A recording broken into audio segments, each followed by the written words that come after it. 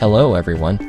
I'm thrilled to guide you through learning OpenStudio from the very basics to pro-level skills.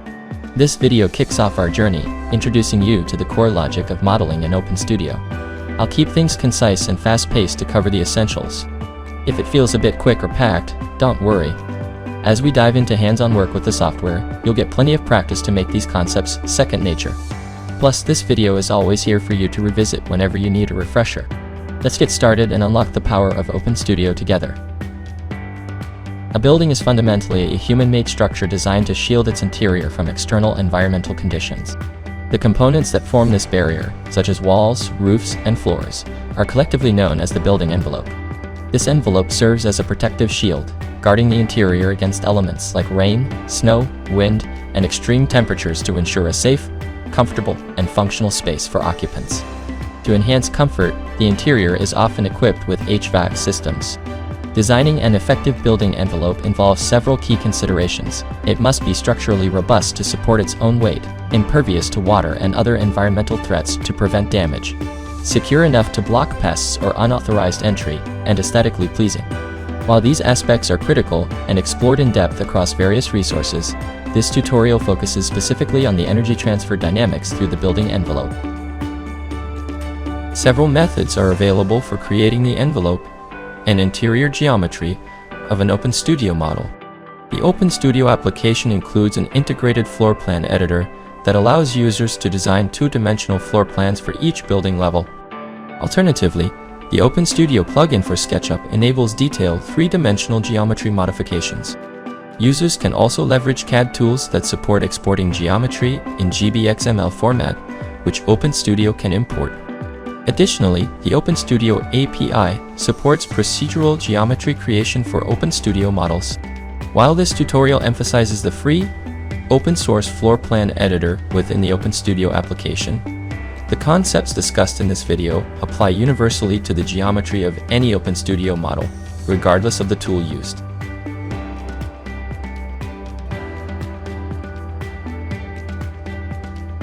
Now, we're exploring the interior geometry of an OpenStudio model, which is built from distinct, non-overlapping 3D volumes called spaces. Now, here's an important heads up. Spaces are a unique OpenStudio concept, not something you'll find in EnergyPlus. They're super handy for defining specific activities in a building, like offices or classrooms, and assigning the energy loads tied to those activities. Each space gets a single space type, which is a shared set of typical loads and schedules for a specific activity. For example, as shown here, the second floor of a small office building might be split into 3 spaces using 2 different space types. Spaces can also be grouped to form thermal zones. Since thermal zones are made up of spaces, the geometry of your spaces directly shapes the geometry of your thermal zones. In the simplest scenario, you could model an entire building as one thermal zone with just one space. In practice, dividing a building into spaces and space types depends on how each area is used. But how to group spaces into thermal zones? That's a bit more complex, as it affects both building performance and the accuracy of your energy model. Here's a tip. The more thermal zones and space boundaries you create, the longer your simulations will take, and complex geometry can get computationally heavy. So, keep spaces as small as needed to capture different activities while ensuring effective thermal zoning.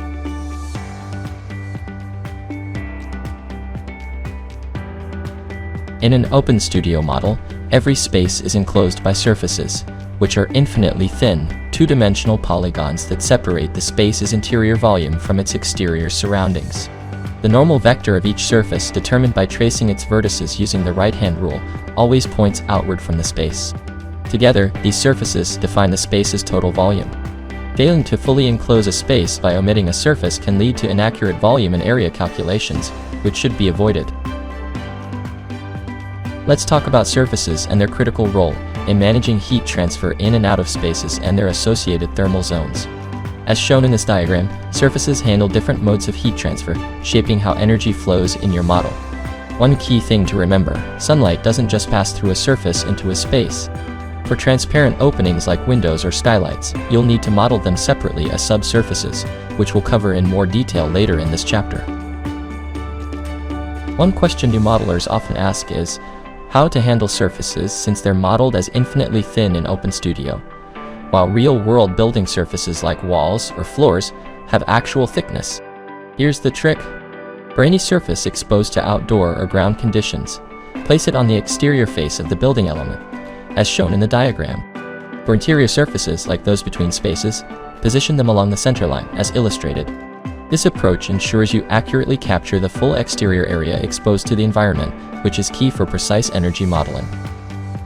Prioritizing the envelope surface area over interior heat transfer effects can enhance the accuracy of thermal models.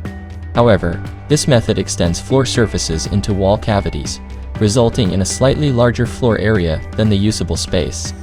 Additionally, the calculated air volume based on bounding surfaces includes air within wall and ceiling cavities, though this impact is minimal for larger buildings.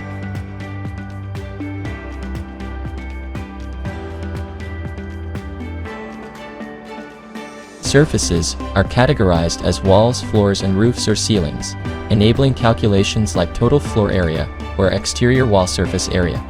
Each surface is assigned an outside boundary condition that determines its environmental interaction. Outdoor surfaces are exposed to external factors such as air temperature and solar radiation. Ground surfaces, in contact with the ground, are typically insulated from outdoor air and solar effects. Interior surfaces connect to surfaces in adjacent spaces, interacting with the indoor conditions of those spaces rather than the exterior environment. Adiabatic surfaces, used in specialized applications, prevent conductive heat transfer into a space. Every surface in an OpenStudio model is linked to a construction, which consists of layered materials arranged from the exterior to the interior side of the surface. Each material layer is defined by its heat transfer properties. For composite assemblies, such as a wood stud wall with batt insulation, the material properties represent the entire assembly. OpenStudio provides libraries of standard construction materials and assemblies, and additional resources are available through the Building Component Library, with access details covered in this course. OpenStudio calculates the temperature on both sides of each material layer in your model. The heat moving through a material hinges on the temperature difference across it, its thermal resistance, and how well it can store thermal energy. Picture this as an equivalent RC circuit. Check out the diagram for a clear view. This approach helps us nail down how heat flows. For interior surfaces separating adjacent spaces, each space has a surface that references the other. These paired surfaces typically have constructions that mirror each other, with identical material layers arranged in reverse order. If a construction is symmetric, for example, a drywall layer, a wood stud wall, and another layer of drywall, both surfaces can use the same construction as shown.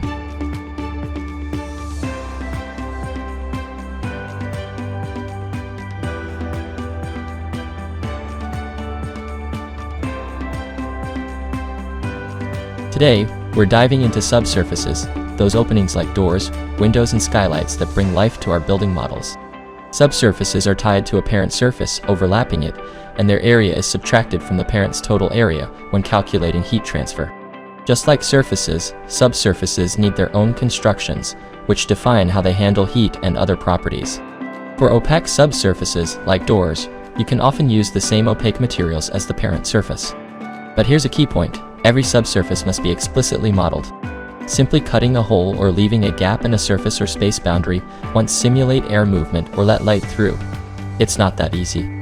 Only transparent subsurfaces such as windows or skylights allow solar radiation to pass into the space. When it comes to transparent subsurfaces, their constructions use specialized window materials, like glass, gas-filled gaps, or shading devices such as blinds or screens. These materials handle heat transfer through conduction and store heat, just like opaque ones, but they also manage solar radiation, either letting it pass through or reflecting it at each layer. You'll often see properties for these materials split into two categories, one for the full solar radiation spectrum and another for visible light. By now, you might be feeling a bit overwhelmed, thinking about how to correctly assign space types, constructions, and materials while keeping all the rules we've covered in mind. Don't worry, creating accurate EnergyPlus input files does demand attention to detail, but OpenStudio has a game-changing feature to make this easier: data inheritance. Think of data inheritance like a shortcut inspired by object-oriented programming. It lets child objects automatically pull data from their parent objects, so you don't have to manually specify every detail. For example, when you set a building type in OpenStudio, all spaces in that building can automatically inherit a default space type. Picture a school building. Most spaces will default to a classroom space type without you needing to assign it individually. This makes manual assignments the exception, not the rule, saving you time and reducing errors. This inheritance magic also applies to constructions and materials. You can define a construction set for the entire building, which outlines standard constructions for different surface or subsurface types, like walls, roofs, windows, or doors. When OpenStudio needs to assign a construction to a surface or subsurface, it follows a clear order. It first checks if a specific construction is assigned directly to that surface. If not, it looks at the space's construction set, then the building story set, and finally falls back to the building-wide construction set. This process, as shown in the diagram, lets you quickly apply constructions across your model while still giving you the flexibility to override settings for specific surfaces, spaces, or stories when needed. It's a powerful way to streamline your workflow and keep your model consistent. Let's dive deeper into the power of data inheritance and how it streamlines your modeling process. As we've seen, OpenStudio's inheritance system assigns constructions efficiently, but how does it decide which construction to use when multiple options exist? That's where priority comes in, and it's illustrated clearly in this diagram. The numbers in the figure show the hierarchy of construction or material assignments. For example, if you explicitly assign a construction set to a specific space, that takes priority over any construction sets defined at the story or building level. And if you go even further and assign a specific construction to an individual surface or subsurface within a space, OpenStudio will always honor that choice. It's the top priority.